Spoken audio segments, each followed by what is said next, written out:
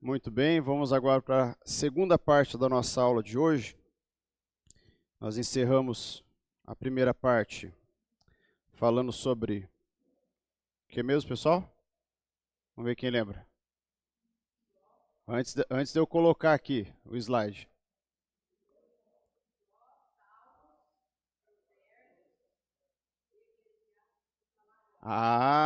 Vamos falar sobre Eclesiastes, muito bem. Então terminamos ali Provérbios. Deixa eu só projetar para vocês. E aí vamos falar sobre o livro de Eclesiastes.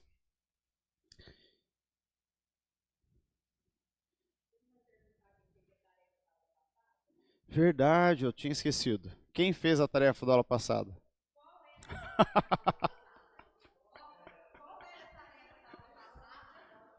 Ó, o Jaime fez certinho. Ô, Vera, eu vou contar uma coisa, vai aparecer no vídeo agora. Mas você fez igual duas alunas que eu tenho, que são gêmeas. E elas são assim. Ninguém tá falando nada. De repente fala assim: o senhor não vai perguntar quem fez a tarefa? Porque só as duas fizeram.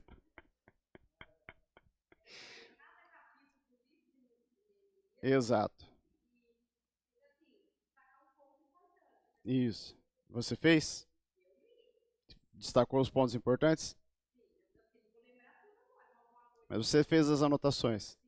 Depois me manda uma foto. Aí eu faço uma correção sua. E vou anotar lá para ganhar mais uma estrelinha no semestre. Olha só. Só ela. É verdade, ela fez. Ela falou para mim mesmo. Minha sogra fez.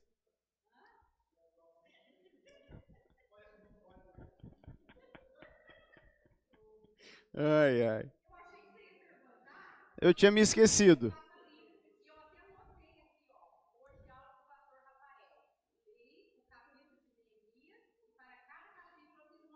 E você tinha me dito isso, minha sogra também falou para mim e hoje eu passou despercebido. Perdão. Quem não fez? Depois vocês se resolvem lá no final da. Na saída da igreja vocês se resolvam. Então vamos lá. Exato, claro. Livro de Eclesiastes. Veja só, livro de Eclesiastes foi escrito também por Salomão. E ele é um livro muito atual, porque da mesma forma como na época as pessoas estavam vivendo um relativismo, um pós-modernismo, que é o que a gente vive hoje, período de pós-moderno, porque ele aborda conceitos, por exemplo, materialismo, egoísmo, pessoas extremamente ligadas ao trabalho, tentativa de satisfação na alma em coisas deste mundo, está fazendo sentido? A brevidade da vida, a filosofia humanista e dentre tantas outras coisas que a gente vê sendo pregada por aí, como sendo a melhor coisa das vidas, a melhor coisa das nossas vidas. Uma frase que o pastor Giovanni certa vez falou para mim, numa das reuniões que a gente teve, falou assim: Rafael, alguns cursos, alguns livros, algumas músicas, algumas coisas que acontecem nesse mundo são feitas para satisfazer a alma. Mas a alma ela é insaciável. E aí, sabe qual que é a imagem que eu tenho na minha cabeça de alma? É aquela imagem de um monstro que toda hora tem que consumir, consumir, consumir para poder se satisfazer, mas ele nunca está satisfeito. Eu tentei procurar em algum desenho, algum filme, algum personagem, mas não consegui para trazer para vocês, mas a visão que eu tenho da alma é essa. Quando eu tento buscar a saciedade da minha alma em coisas mundanas, eu sempre vou estar vazio, sempre vou querer buscar mais. E veja que o que a gente tem vivido no Brasil, por exemplo, no mundo de forma geral, nos últimos 20 anos, vamos colocar assim, 20, 25 anos, tem sido de forma tão enfática naquilo que a alma pode fazer, no que aquilo que a alma é trabalhada. E aí você vê um levante tão grande, por exemplo, de livros de autoajuda. Você não vê, por exemplo, livros de autoajuda de 30 anos atrás com tanta frequência quanto a gente tem hoje. Você não vê cursos e treinamentos voltados e baseados na satisfação da alma. Tanto é que, eu não vou citar nomes aqui, mas a gente tem agora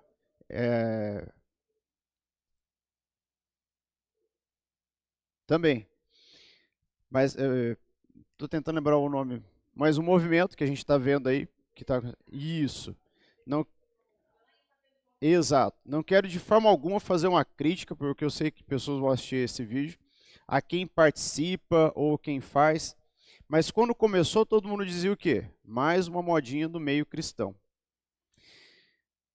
Não quero julgar de forma alguma quem foi, quem participou, quem teve uma transformação, mas veja que a forma como é aplicada, não só esse, tá? Mas tantos outros movimentos que são feitos e criados para o mundo cristão, são de certa forma para fazer o quê? Saciar a alma, o desejo da pessoa. Quer mais, mais, mais, e mais, e mais, e mais, e mais, e mais. Eu lembro que uma vez eu fiz um curso, e eu lembro que quando eu fui fazer esse curso, eu fui assim com os dois pés atrás, porque eu tinha uma visão daquilo, eu falava, isso aí tudo para mim é lorota, isso aí para mim tudo é técnicas e técnicas. Mas quando eu estava lá fazendo o curso, eu não me considero uma pessoa metódica, nem uma pessoa muito crítica, mas eu ficava ouvindo e analisando cada ponto. Participei das dinâmicas, participei das técnicas, mas eu percebi que ali havia sim um envolvimento para contentamento da alma. E aí na minha cabeça logo vinha assim, e quando passar? Quando passar eu tenho que fazer um outro, eu tenho que fazer um outro, eu tenho que fazer um outro. Eu sempre tenho que estar buscando mais, porque a minha alma não vai ser saciada. E aí eu me lembro de uma pesquisa que eu vi recentemente, de que os alunos, eles na década de 50, se não me engano, 60, eles participavam de uma aula de 45 a 50 minutos tranquilamente. Tanto é que até hoje as nossas aulas têm duração de 45 a 50 minutos. Mas hoje, de 3, 4 anos para cá, os alunos eles não suportam uma aula de 10, 15 minutos, eles já começam a se distanciar. Salvo algumas exceções que conseguem um pouco mais e também alguns que não chegam nem nos 10 minutos. É 3, 4, 5 minutos, ponto. Já temos que ter algo novo. Era uma pesquisa que estava falando sobre o quanto os professores estão desgastados em sala de aula, porque parece que o tempo todo eles têm que fazer aula show, ou um show de aula para poder entreter o aluno ali, para que ele possa guardar e preservar aquela informação. Mas veja que não é só para parte dos alunos, a gente pega de uma forma geral, criança, adolescente, adulto, ninguém mais tem paciência. 30 anos atrás, 40 anos atrás, era a geração fast food, ou miojo, 3 minutos e ok. Hoje não é mais nem isso, porque as pessoas não querem esperar nem 3 minutos para a comida. E se tiver tudo pronto e ainda aquele assim, se puder colocar na minha boca já mastigado, igual o passarinho faz com o filhote, para mim melhor. Porque as pessoas querem as coisas muito rápidas, elas não querem ter que abrir uma embalagem, elas não querem ter que mastigar. Daqui um pouco elas vão falar assim, não quero nem digerir o negócio, já vamos só vacina e vitamina aqui, pronto, porque eu não quero ter o trabalho. E aí você começa a perceber que isso vai adoecendo as pessoas. Porque nós queremos o tempo todo uma busca incessante por aquilo que nós não vamos alcançar. E aí eu me lembro da mitologia, e eu vou pedir perdão porque eu esqueci o nome. Eu sempre falo dessa ilustração, mas daquela ilustração de um homem que sobe a montanha empurrando uma pedra, e quando ele chega no topo da montanha, que ele vai colocar, ele escorrega, ele cai, e a pedra volta para a base da montanha, e ele tem que começar tudo de novo. O mesmo processo, um círculo vicioso, que a gente viu aqui quando a gente estava falando sobre a história de Israel. Quando a gente viu sobre a questão dos juízes, e aí Deus, então, Israel pecava, Israel se prostrava, se arrependia, Deus mandava um juiz, consertava as coisas, Israel pecava e entrava naquele círculo vicioso. E nós temos entrado nesse círculo vicioso de saciar a nossa alma. Então nós assistimos uma coisa, não, isso aqui já não quero mais, vamos passar, já não está mais satisfazendo. A comida já não me satisfaz mais, eu já quero mais isso, eu quero mais, o celular já não é mais o que eu quero, o carro já não é mais o que eu quero, a casa já não é mais o que eu quero, a viagem, e sempre aquela insatisfação, um círculo de insatisfação tão grande, que faz com que a gente entre no círculo e esqueça do que está fora do círculo, que é o nosso Deus. Mas quando a gente consegue romper essa barreira, sai desse círculo vicioso de insatisfação da alma e vai para Deus, nós somos saciados. Porque a única pessoa que pode nos saciar é Jesus Cristo. Com a água que vem do trono. Ali sim nós somos saciados. Ali sim esse círculo vicioso, ele é rompido e a gente volta a viver na presença de Deus. Significado de Eclesiastes: pregador ou alguém que fala para uma assembleia. É um livro de sabedoria e tem o propósito de ensinar. E ele enfatiza a importância do temor a Deus, da justiça, da sabedoria e do contentamento. Essa é a ênfase do livro de Eclesiastes. Se você quiser anotar, anote essa parte. O livro de Eclesiastes enfatiza temor a Deus, justiça, sabedoria e do contentamento. Busque isso através do livro de Eclesiastes. E ele aborda assuntos que vivemos no período atual, pós-moderno. E segundo alguns estudiosos, eu quis deixar bem notado aqui, ele foi um tratado do retorno de Salomão a Deus, pois ele viveu muito tempo longe de Deus. O livro de Eclesiastes vai falar assim: olha Deus, esse é a minha nova aliança, eu estou voltando para o Senhor. Porque se a gente for pegar a história de Salomão, como eu disse na parte 1 dessa aula, ele viveu muito, muito, muito tempo longe de Deus. Ao que ele deixou de fazer, eu creio que se ele tivesse se colocado na presença de Deus, não deixado que as mulheres com quem ele se envolveu tivessem envolvido ele também na questão da fé dele, ele teria feito muito mais do que ele fez. E um alerta sobre a insatisfação constante que a riqueza pode trazer. Aquela velha história: eu serei feliz quando eu tiver todo esse dinheiro. E eu me lembro que hoje, numa das minhas aulas, uma das perguntas para os alunos, que eles estavam digitando, escrevendo ali para eles a declaração de missão da vida deles, uma das perguntas era assim: você está num arranha-céu, à frente tem outro arranha-céu na mesma altura e você tem uma barra de 15 centímetros para você atravessar. Você não tem nenhuma segurança, você não tem nenhum paraquedas, você tem que atravessar aquilo. O que faria você atravessar esse arranha-céu? Aí tinha algumas perguntas lá: $1.000, $1.000.000, o seu cachorro, a sua família, fama, sucesso. E aí logo em seguida estava assim: tome muito cuidado com aquilo que você tem para atravessar. E eu lembro que daí as crianças falaram assim: eu atravessaria por $1.000.000? Claro que eu ia. Aí eu comecei a trazer eles à realidade. Espera lá, vocês não leram a última frase. Tome cuidado com o que você escolhe. Porque aquela lição, e é isso que eu quero que você entenda, não diz sobre a sua coragem de atravessar, ou sobre o que está lá, mas sim a motivação. E eles falam assim: opa, 1 milhão, né, professor? 1 milhão acaba. Eu falei: então. Professor, mas e se tivesse assim, a minha mãe 1 milhão? Eu falei: não, só tem uma coisa. Aí a outra falou assim: professor, mas assim, eu queria o meu gato e a minha irmã, porque eu amo muito. Eu falei: minha linda, só um, não tem dois. Mas professor, como é que eu vou abandonar meu gato? Eu falei: não, entenda que o fato de você atravessar essa barra de ferro de 15 centímetros andando na pontinha do pé, um pé na frente do outro, não quer dizer que você vai eliminar o gato da sua vida. Você vai continuar amando ele. Mas a questão é que, qual é a sua prioridade então, se você tem duas coisas? O gato ou a irmã? 1 milhão ou a mãe? A fama ou a família? E eles começaram a entender. Eles falaram: opa, a gente tem que botar o pé no freio mesmo, porque a gente estava querendo pegar coisas que são superficiais. Era uma turma de 7º ano, tá com 11, 12 anos. Então a percepção deles ainda é muito imatura para alguns pontos, mas nesse ponto eles conseguiram entender, ainda bem, de que é muito mais importante eles atravessarem aquilo pela mãe, pelo pai, porque eles realmente dão importância, do que por $1 milhão, como tinha uma opção lá para eles escolherem. Pela fama, pelo sucesso, enfim. Qual é a motivação que leva você a atravessar um prédio, um arranha-céu, atravessando apenas uma barra de ferro de 15 centímetros de largura?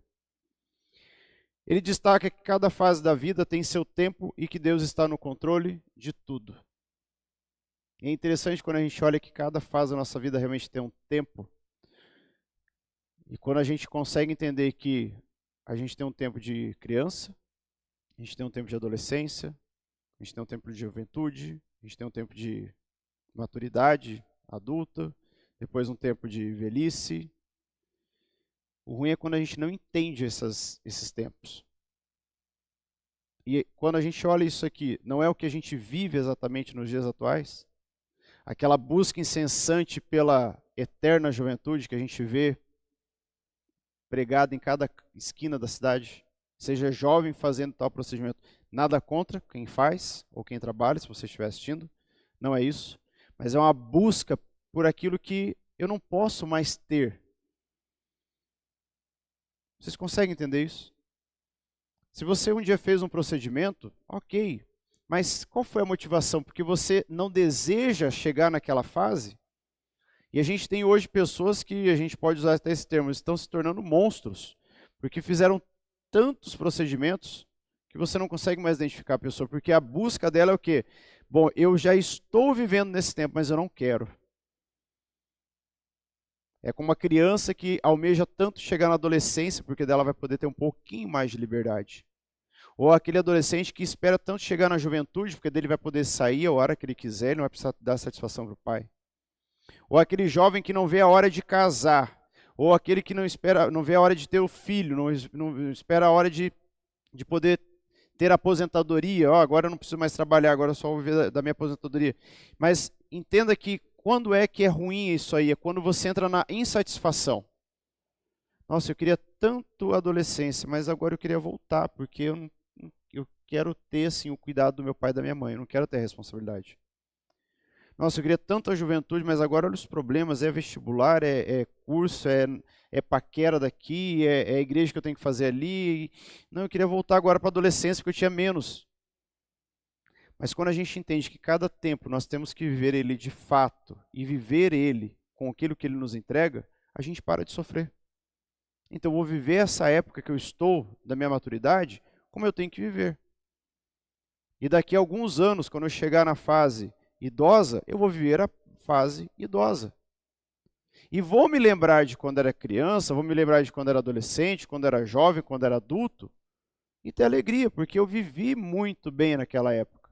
Mas eu vou preservar o tempo que eu estou vivendo, com a forma que eu tenho que viver. E isso não é por uma questão cultural, porque no Brasil o idoso vive dessa forma, mas lá nos Estados Unidos vive dessa forma. Não, é sobre aquilo que Deus quer que eu viva naquele tempo oportuno que eu estou vivendo. E louve a Deus, porque hoje você está sentado aqui para viver o tempo de Deus na sua vida. E Eclesiastes tem aqui um resumo, coloquei para vocês, de todos os capítulos. Então, por exemplo, capítulo 1. Nada faz sentido naquilo que Salomão está falando ali, que é a introdução do livro de Eclesiastes. No capítulo 2, ele fala que não há sentido no prazer, na sabedoria, nem no trabalho. Fica meio perdido e não faz sentido isso para ele. No capítulo 3, ele fala que tudo tem o seu tempo. Tudo tem seu tempo debaixo do sol. Há tempo de se alegrar, há tempo de se entristecer, há tempo de chorar, há tempo de sorrir, há tempo de viver, há tempo de morrer. Tudo tem seu tempo. Do 3 e o 4, as injustiças da vida. Capítulo 5, a importância de temer a Deus. Ele deixou um capítulo inteiro para falar a importância que tem eu ter esse temor a Deus. Do 5 ao 6, que o dinheiro não satisfaz. E olha que isso é falado, mas as pessoas falam não. Aí tem aquela história, dinheiro não traz felicidade. Ah, mas ele paga uma viagem. Dinheiro não traz saúde, mas ele paga um bom plano de saúde. Dinheiro não traz conforto, mas ele paga uma boa cama, um bom sofá, um bom sapato. Sim, mas não é nisso que eu tenho que me apegar para me satisfazer, porque vai passar a satisfação. Eu comprei uma cama para mim, maravilhosa. É quase 50 centímetros só de espuma. Tem 7 camadas. Mas vai chegar um tempo que aquilo não vai mais me satisfazer. Então eu não posso me apegar àquilo e falar assim, não, agora eu não vou vender nunca mais esse colchão. Esse aqui eu vou levar ele para o túmulo. Vou mandar fazer um caixão. A minha cama é aquelas Queen. Mandar fazer um caixão enorme porque eu quero levar junto. De nada vai adiantar. E eu tenho que usar ele no tempo certo. Depois daquilo, passa. Eu não posso me apegar àquilo pensando que aquilo é que vai trazer alegria para a minha vida. Ele vai ser um bom momento para o meu conforto, para o meu tempo de descanso. Mas depois passa. Daí continuando aqui. Capítulo 7. Conselhos e pensamentos sábios. Capítulo 8. A importância da justiça e de honrar o rei. Eu repeti ali sem querer. Capítulo 8. Capítulo 9 ao 11. Outros conselhos e pensamentos sábios. Depois do 11 ao 12. Conselhos para os jovens. E o 12. Ele coloca tema a Deus, que daí é a conclusão. O livro de Eclesiastes vem para trazer todo esse conhecimento e sabedoria. Tanto é que quando você pega aquelas caixinhas, pequenas sabedorias, ou sabedorias da Bíblia, preciosas sabedorias, promessas, ele sempre tem baseado o livro de Eclesiastes. Tem um livrinho, que até hoje eu não sei se aquele livrinho ele é um livrinho espírita, ou se é um livrinho católico, protestante, que são sagradas promessas. Eu nunca sei, mas eu começo a ler, tem lá no caso do meu pai já bem antigo, mas ele é baseado na Bíblia.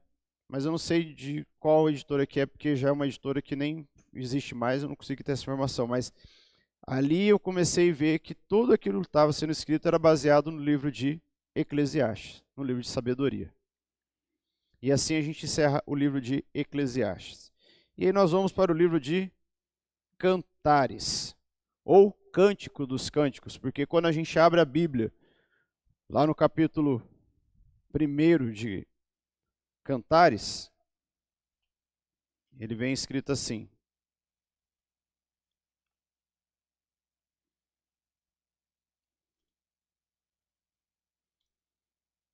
Cântico dos Cânticos de Salomão.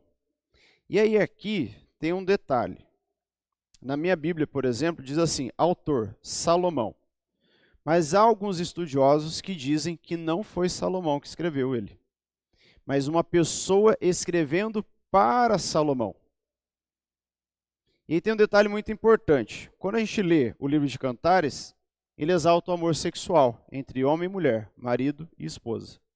Ele trata disso. Foi escrito por Salomão, mas como eu disse para você entender, tem um ponto que ele não traz isso, porque ele fala que foi escrito por alguém para Salomão.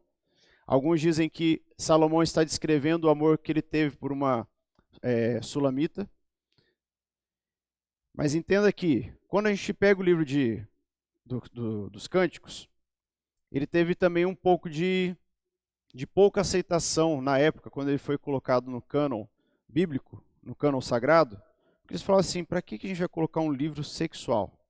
E eu coloquei essa observação para vocês. Ó, a literatura secular o coloca como literatura erótica, no mesmo nível do Kama Sutra, que é o livro indiano do sexo, que é um livro muito conhecido no mundo todo. Veja que lá fora, no mundo secular, ele é colocado na mesma categoria, por causa da descrição que ele nos dá. Por exemplo, versículo 2 do capítulo 1. Beije-me com os beijos da tua boca, porque melhor é o teu amor do que o vinho. Suave é o aroma dos teus ungüentos, como um unguento derramado é o teu nome. Por isso as donzelas te amam. Leva-me após ti, apressa-menos. O rei me introduziu nas suas recâmaras. E se a gente for ler aqui, várias e várias passagens que a gente tem, ele traz aquela questão, uma conotação mais sexual, próxima, de homem e mulher, marido e esposa. Tanto que no capítulo 2, a partir do versículo 8, ele fala assim, ó, monólogo da Sulamita, que é a conversa que ele está tendo ali com a Sulamita, dela entra num monólogo, um momento que só ela fala. Mas é entre Salomão e esta mulher. Outro ponto, já na interpretação cristã, houve um problema, e aí foi dada uma interpretação de que o livro é um livro alegórico, cheio de fantasias, mas que ele fala do amor de Cristo com a sua esposa, a igreja. Tanto é que eu já vi várias pessoas mesmo ensinando e falando, E eles pegam e falam, não, aqui nessa parte ele está falando de Cristo com a igreja. É a forma como ele vai ter o relacionamento com a igreja.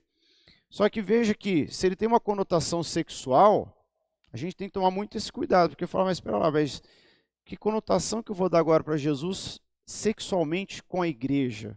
Não encaixa. Por isso que ele foi colocado como uma forma de livro alegórico, cheio de fantasias, mas que na verdade ele quer retratar o amor de Cristo com a esposa, que é a igreja. Ficou entendível? Claro? Alguma dúvida? Pergunte.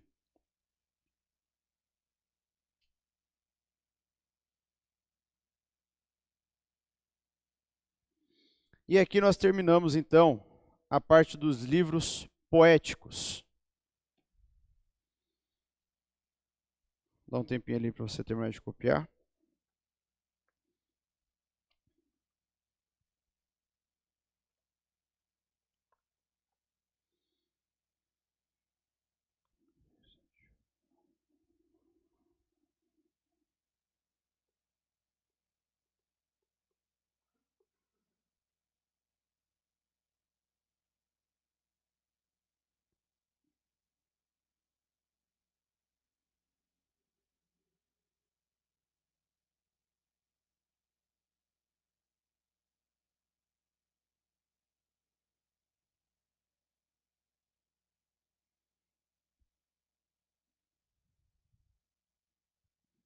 Você que vai assistir em casa, você já pode pegar a sua Bíblia e começar a abrir no livro de Isaías.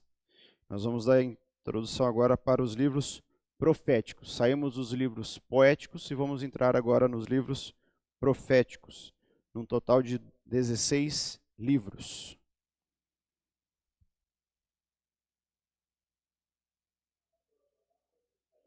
Isso, que daí nós vamos entrar agora no livro de os livros proféticos.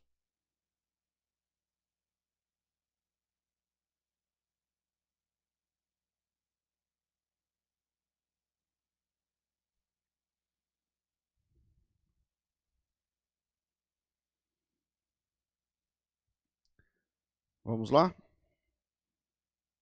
Então aqui nós temos o panorama bíblico do Antigo Testamento, os livros que nós vamos estudar a seguir.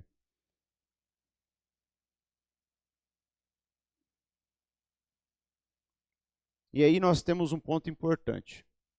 Livros proféticos fazem parte do Antigo Testamento, são escritos por pessoas que falavam em nome de Deus. Porque um profeta é isso. Um profeta é alguém que fala em nome de Deus. Não alguém que fala do seu próprio coração. Porque, eu acordei hoje com a vontade de falar para aquela pessoa. Veja que quando a gente pega todas as histórias dos profetas falando, logo antes tem assim, e Deus falou a ele. E Deus falou com ele. E Deus falou isso, e Deus falou aquilo. E aí a pessoa vai lá, o profeta ia lá e falava. Não tem nenhum momento que a gente vê na Bíblia que assim, o profeta acordou de manhã, lindo e feliz, tomou uma água com limão, fez uma caminhada, fez a sua skincare e foi falar com o povo. Porque ele acordou feliz e ele falou coisas boas. Ou, não, nesse dia o profeta acordou um pouco raivoso, estava já há dias sem conseguir fazer as suas necessidades, ele estava enfesado, que é essa expressão, e aí ele foi e amaldiçoou o povo. De forma alguma. O profeta, ele não usava aquilo que ele tinha um controle emocional sobre a vida dele, para ele entender que não é o que eu bem quero, mas é aquilo que Deus quer. E veja que todos aqueles que tentaram usar das suas artimanhas para falar o que queria ou não falar o que Deus queria, eles sofreram consequências. Qual que é o exemplo mais claro desses? Vamos ver quem fala para ganhar um... Não, não é isso. Quem vai ganhar um bombom na próxima aula? Jonas. Quem falou primeiro? Depois eu dou o bombom para minha sogra. Mas Jonas foi aquele que, eu não quero lá falar com esse povo, deixa eles morrerem, deixa Deus mandar fogo do céu, porque eles não vão me ouvir. Povo teimoso. Aí Deus falou assim, não é como você quer, Jonas, é como eu quero. Mas tem toda a história antes da vida de Jonas. Ok, mas Jonas, ele foi chamado por Deus para ser um profeta. Independente do que ele tenha vivido lá no passado com os pais dele, ele tinha que fazer a vontade de Deus. Dividem-se em profetas maiores e profetas menores. E aqui tem um grande detalhe que eu quero que você anote, ou você guarde com carinho, é que os profetas, então, eles são divididos porque alguém falou que esses aqui são melhores e esses são piores? Não. Essa questão de profetas maiores e profetas menores é pela extensão dos seus livros. Um livro grande, profeta maior. Um livro pequeno, profeta menor. Não é numa questão de importância, porque senão a gente teria o que? Isaías e Zacarias são os melhores. Agora a gente pegar lá Abacuque, pegar Naum, vixe, nem sei porque que está ali. Não é nesse sentido. É por uma questão de tamanho do livro, a extensão dele, o que foi escrito. Significado da palavra profeta, que vem do hebraico, nabi, que é chamado ou mensageiro. No grego, profetes, aquele que fala em nome de. E qual que é a função? Transmitir a vontade de Deus.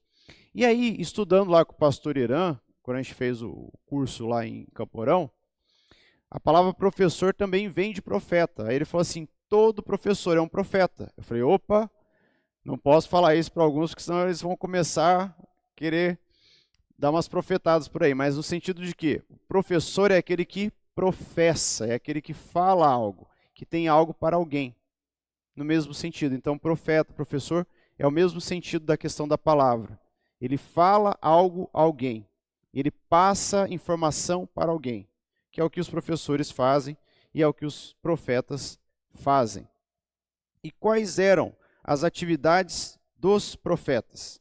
Exortação e ensinamento ao povo. Ele chegava para falar assim, povo, vocês não estão caminhando de acordo com a vontade de Deus. Se vocês continuarem assim, vai acontecer isso, isso e isso. Povo, vocês têm que fazer isso, porque Deus quer que a vida seja dessa forma, Deus quer que seja feito disso, seja feita isso. E eles iam exortando, eles iam ensinando o povo. Só que se o povo não desse ouvidos, coisas ruins aconteceriam com eles. Tinham um estilo próprio de acordo com o contexto histórico, e eles denunciavam injustiças e anunciavam a vontade de Deus. E a gente tem vários exemplos de profetas que estavam ali denunciando. O próprio profeta Elias, que é um profeta que eu gosto muito de sempre relatar, mas quando ele chega para o rei e fala assim, rei, você está levando o povo de Deus à perdição. E ele denunciou aquele rei. As pessoas sabiam quem era o rei agora, porque o rei estava fazendo coisas erradas, mas estava tudo encoberto. E chega o profeta e fala assim, ele está errado. Ele está fazendo isso, ele está levando o povo à perdição, ele está levando o povo ao pecado, ele está levando o povo a ficar distante de Deus. Ele denunciou. Ele sabia que ele ia ter uma consequência? Sabia. Tanto que ele teve que se esconder, porque o rei queria a cabeça dele. Mas eles também anunciavam a vontade de Deus. Deus quer que as coisas sejam dessa forma. Então os profetas chegavam e anunciavam para o povo. Eles chegavam e falavam, olha, é assim que tem que ser funcionar. E se a gente for pegar, quem foi o último grande profeta que a gente teve? Antes de Jesus. João, o Batista. O grande mensageiro. E ele foi anunciado lá antes do ventre da mãe dele. Ele vai vir para preparar o caminho. E ele fez isso, ele foi para o deserto, ele anunciava a salvação. E ele dizia, se arrependam, porque o reino de Deus está próximo. Ele estava anunciando. E ele também denunciava, falou, olha, o que a rainha está fazendo, o que o rei está fazendo. Tanto é que numa das danças ali, a filha da... Como que é o nome dela? Não é Vasti. Jezabel. Não, confundi. Mas ela fala assim, dança para o rei. E quando a filha dança, o rei fala assim, opa, você pode me pedir o que você quiser. Se quiser até metade do meu reinado, eu te dou. Aí ela fala com a mãe fala, não, você vai lá e pede a cabeça de João. E ele fala e chega, só que o rei fala assim, opa, mas agora eu prometi. Eles cortam a cabeça de João e trazem uma bandeja de prata para ela. Porque aquilo ali era para ela mostrar assim, tá vendo? Não é nada, eu venci. Mas vem uma consequência grande para a vida dela depois. Duas grandes mensagens proféticas, exigência de conversão, mudança de vida e fidelidade a Deus, e a mensagem de esperança, anúncio da salvação e restauração. Profeta vem para isso. Quando você estiver diante de um profeta e ele não estiver fazendo aquilo que a Bíblia mostra para nós que ele tem que fazer, tome muito cuidado, porque ele não é um profeta. Ele é uma pessoa que, de acordo com aquilo que ele ouve na cabeça dele, que é a própria consciência, ele começa a falar as coisas. Mas veja que hoje a gente tem muito disso, porque as pessoas acham que ser profeta é muito fácil. E perceba que quando a pessoa ela é uma profeta, ou ele é um profeta, existe um certo poder. Porque, poxa vida, ele ouve a voz de Deus e ele fala para você tudo aquilo sobre a sua vida. E aí você pensa assim, uau, eu também quero isso. Eu quero ter o poder de olhar no olho do João, olhar no olho do Jaime e falar assim, é isso que vai acontecer na sua vida, e a sua vida é assim, e vai dando os passos. Só que a pessoa ela tem que entender que isso é uma linha muito tênue. Por quê? Porque se eu quero esse poder, é porque eu não quero Deus. Eu quero só o poder de poder falar assim, eu sei. E aí, meu querido, é aquelas pessoas que são charlatões, porque tem um poder nisso. Veja, aquela pessoa que consegue hipnotizar, ela tem um poder sobre a vida do outro. Aquela pessoa que fala e olha no seu olho e fala assim, eu sei até o número do seu RG que está muito bem escondido. Antigamente era mais escondido, hoje está tudo exposto na internet, mas eu sei de cor e salteado toda a sua vida. E a pessoa vai, uau, como é que ele sabe? Olha o que ele está falando. Ou a pessoa começa a orar e fala, olha, eu vejo que Deus está abrindo a porta da esperança para a sua vida. Deus está abrindo esse caminho da salvação. E você, uau, olha só, e é um profeta, ele está falando, está falando. Mas veja que se a pessoa ela usa disso para se vangloriar, ou usa disso para ter um certo poder sobre a vida dos outros, ela tem que entender que ela está correndo um sério risco de sofrer uma consequência grande, porque ela está usando o nome de Deus para enganar. Tome cuidado. Existem profetas e profetas. Mas busque conhecer aqueles que realmente se entregam. E para você ser um profeta, uma vez eu vi isso, o pastor de Naviraí, o pastor Bertelli, ele sempre falava assim, profeta não é para qualquer um. Porque profeta demanda tempo, profeta demanda entrega, profeta demanda submissão. É passar dias e dias em jejum, é passar dias em dias sozinho orando, é passar dias e dias buscando a palavra de Deus, se alimentando, se abstendo de todos os prazeres mundanos para poder ter um contato real com Deus. E ele mora lá em Naviraí, tem um bosque, como o Bosque do Índio aqui em Moarama, e ele vai para o bosque e ele fala, eu vou lá na viração do dia e eu converso com Deus. E aí você olha para ele, parece que é meio maluco. Você fala assim, o cara olha para um lado e começa a conversar com Deus aqui. E ele conversa com os saguis, porque ele entende, né, que Deus está trazendo os saguis ali. Claro que ele não tem uma linguagem, não é uma coisa assim bizarra, mas é um relacionamento com Deus tão profundo que ele consegue ter esse contato diário com Deus. Mas não é porque simplesmente ele sentou um dia na cadeira, ouviu uma pregação e falou, agora eu vou fazer também. Não, ele teve um dia de meses e anos de entrega, submissão, e entender que a vida dele depende do Pai. E ele não sai por aí também falando o que ele bem entende, ele fala aquilo que Deus pede. Classificação dos profetas.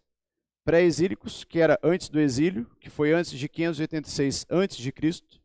Nós temos os profetas exílicos, que foi durante o exílio, que aconteceu de 586 a 500 a.C., e os pós-exílicos, que foram o que viveram após o exílio, de 500 a 400 a.C. Então nós temos 3 pontos ali, nós vamos ver cada um deles na nossa última aula, todos os 16 livros, como são curtos alguns, a gente vai conseguir trabalhar todos eles na próxima aula. Mensagens proféticas por época. No pré-exílico, condenação do pecado e advertência. Era isso que os profetas falavam. Os exílicos traziam esperança, consolo, arrependimento. Os pós-exílicos traziam ensino e restauração. Veja que eles vieram categorizados para cada época, para cada tempo que aquele povo de Deus estava vivendo, para que o povo de Deus se apegasse mais ao Senhor. Imagine que pré-exílico, eles trouxessem esperança, consolo e arrependimento, não ia encaixar na cabeça daquele povo, porque eles precisavam de condenação dos pecados e advertência. Ou se eles falassem sobre esperança e consolo no pós-exílico, que era quando as pessoas precisavam de ensino e restauração. E os temas das profecias são profecias messiânicas, que falam sobre a vinda do Messias, profecias do cativeiro e profecias do retorno do cativeiro. Os profetas maiores e menores são baseados, então, na extensão dos livros, não na importância. Profetas maiores são os livros mais longos, como Isaías, Jeremias, e os profetas menores, que são os mais curtos, como Oséias e Joel. E aqui, o profeta Isaías, só para a gente dar uma introdução, e a gente vai voltar na nossa última aula, daqui 4 semanas, o profeta Isaías. E aí anote aí, porque é o final da nossa aula de hoje, para dar continuidade na próxima. O nome de Isaías significa Jeová é salvação. Imagine que, lembra quando tinha um cartãozinho que a pessoa chegava, entregava, esse aqui é meu cartão, está aqui meu nome, tinha até uma piadinha, aqui meu cartão Paraíba, lembra que tinha essa piada? Diga o que lembra, gente, porque eu não ficar me sentindo muito antigo. O ministério iniciou por volta de 754 a.C., e o contexto é morte do rei Uzias e a fundação de Roma. E ele era influente na corte de Judá, anunciava a salvação e o juízo. Mas tudo isso aqui é só para dar uma pitadinha do que vai vir na vida de Isaías, para a minha e para a sua. Amém? Tudo certo? Entendível? Sei que estamos todos cansados, mas eu creio que deu para ter uma aula muito boa hoje. Vamos ficar em pé e fazer uma oração, depois eu faço a chamada.